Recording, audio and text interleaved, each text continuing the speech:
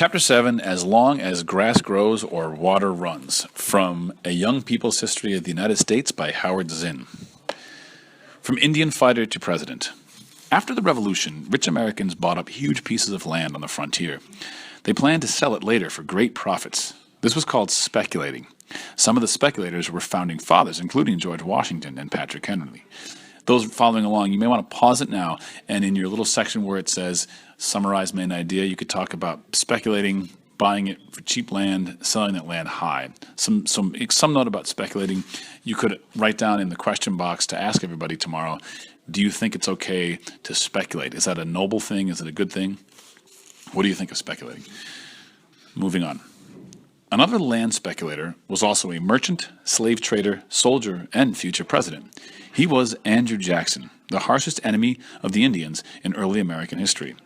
So you could jot down for this one, Howard Zinn, the writer, claims that Jackson was the harshest enemy of the Indians in early American history. As we read forward, you want to look for what evidence does Zinn use to say that he's a harsh enemy of the Indians. Okay, now I'll read through without stopping. You may want to pause it between paragraphs to write your things down. Jackson became famous during the War of 1812.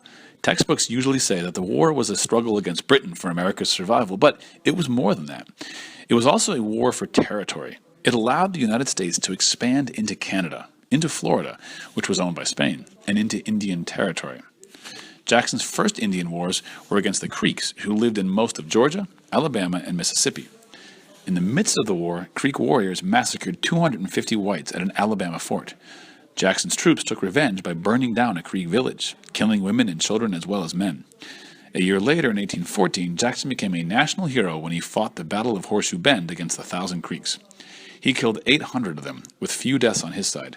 Jackson owed his victory to Cherokees who fought on his side because the government had promised to treat them well if they joined the war.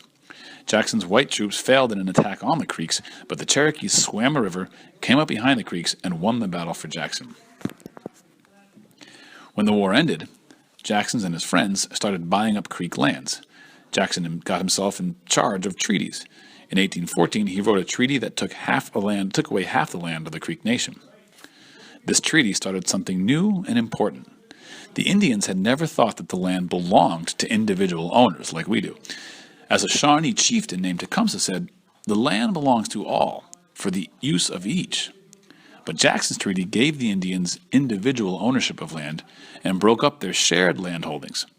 The treaty turned Indian against Indians, bribing some of them with land and leaving others without. Over the next 10 years, Jackson was involved in many more treaties with the Southern Indians. Through force, bribery, and tricks, he helped whites take over 3/4 of Alabama and Florida, a third of Tennessee, and parts of 4 other states. These land grabs became the basis for the Cotton Kingdom of the South, where slaves labored on white-owned plantations. Soon white settlement reached the edge of Spanish Florida, home of the Seminole Indians and some escaped black slaves. Jackson claimed that the United States had to control Florida in order to defend itself, just what modern nations often say before starting a war of conquest in some other country's territory. Jackson started making raids into Florida, burning Seminole villages and seizing Spanish forts. As a result of these attacks, Spain agreed to sell Florida to the United States. Jackson became governor of the new territory of Florida. He also gave his friends and relatives advice on buying slaves and speculating in land. In 1828, Americans elected Jackson as president.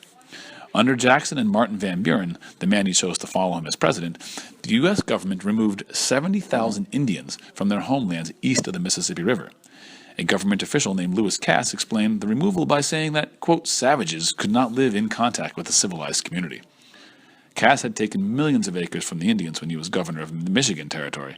In 1825, at a treaty meeting with the Shawnees and Cherokees, he had promised them that if they moved west, across the Mississippi River, quote, the United States will never ask for your land there. The land beyond the river, Cass declared, would remain Indians forever. The terrible choice. For a few years in the 1820s, before Jackson became president, the Southern Indians and whites had settled down. They lived in peace, often close to one another. White men visited Indian communities, and Indians were guests in white homes. Frontier figures like Davy Crockett and Sam Houston came out of this setting. Both of them, unlike Andrew Jackson's, were friends with the Indians. Pressure to remove the Indians from the land came from politicians, business interests, land speculators, and population growth that demanded new railroads and cities. These pressures might push poor white frontiersmen into the first violent clashes with the Indians, but the frontiersmen, who were neighbors of the Indians, did not lead the movement to get rid of them. Just how did the government remove the Indians from Georgia, Alabama, Mississippi, and other places? The answer lies in the difference between federal or national laws and state laws. Federal laws, like treaties between the federal government and the tribes, put the U.S. Congress in charge of Indian affairs. But states passed their own laws that gave away Indian land to whites. So federal versus states. As president, Jackson was supposed to enforce the federal laws. Instead, he ignored them, letting the states do what they wanted. This put the Indians in a terrible position. They would not be forced to go west, but if they stayed, they would have to obey state laws, which destroyed their rights. They would suffer endless trouble from whites who wanted their land. On the other hand, if the Indians agreed to leave, the federal government would help them with money and give them land west of the Mississippi. Jackson told the Choctaws and Cherokees that if they left their old lands peacefully, they would be given new lands, and the government would leave them alone. He sent them this message: "Say to the chiefs and warriors that I am their friend, but they must, by removing from the limits of the states of Mississippi and Alabama, and by being settled on the lands I offer them, put it in my power to be such. There, beyond the limits of any state, in the possession of land their own, which they shall possess as long as grass grows or water runs. I am and will protect them and be their friend and father." Now, the pressures began on the tribes, one by one. The Choctaws didn't want to leave, but after 50 members of the tribe were bribed with money and land, they signed a treaty that gave up Choctaw lands east of the Mississippi. In return, the Choctaws were supposed to get financial help for the journey west. 13,000 of them began that journey in the late 1831, migrating to a land and climate completely different from everything they knew. The army was supposed to organize their trip, but it failed miserably. Indians died by the thousands from hunger, cold, and disease. The 7,000 Choctaws still in Mississippi refused to follow them. Some of their descendants still live in Mississippi. After Jackson was re-elected to the presidency in 1832, he speeded up what was called the Indian removal. By this time, Alabama's 22,000 Creeks lived on a tiny portion of their former territory. They agreed to leave in exchange for the federal government's promise that some of that land would be given to individual Creeks who could either sell it or stay on it with federal protection. The government immediately broke its promises. It didn't protect Creeks from whites who swarmed onto their land. An army officer wrote that the Creeks were browbeat and cowed and imposed upon and depressed with the feeling that they have no adequate protection in the United States. That was an American army officer that said that. Speckled Snake was a man of the Creek Nation. During his long life, he saw the white American government cheat and mistreat the Indians over and over again. When he was more than 100 years old, he told the story about how the white man had betrayed the Indian. "Brothers, I have listened to many talks from our great white father," that's Jackson, our president. "When he first came over the white waters, he was but a little man, very little. His legs were cramped by sitting long in his big boat, and he begged for a little land to light his fire on. But when the white man had warmed himself before the Indians' fire and filled himself with their hominy, their corn, he became very large. With a step he bestrode the mountains, and his feet covered the plains and the valleys. His hands grasped the eastern and the western sea, and his head rested on the moon. Then he became our great father. He loved his red children, and he said, 'Get a little further, lest I tread on thee.'" After some desperate Creeks attacked white settlers, the government claimed this quote-unquote war had broken the treaty. Now the U.S. Army could use force to make the Creeks go west. Soldiers invaded Creek communities and marched the people westward in groups of 2,000 or 3,000. The government was supposed to supply things like food, shelter, and blankets to the marchers, but it failed again. Starvation and sickness killed hundreds as the Creeks were carried across the Mississippi on old, rotting boats. More than 300 Indians died when one boat sank.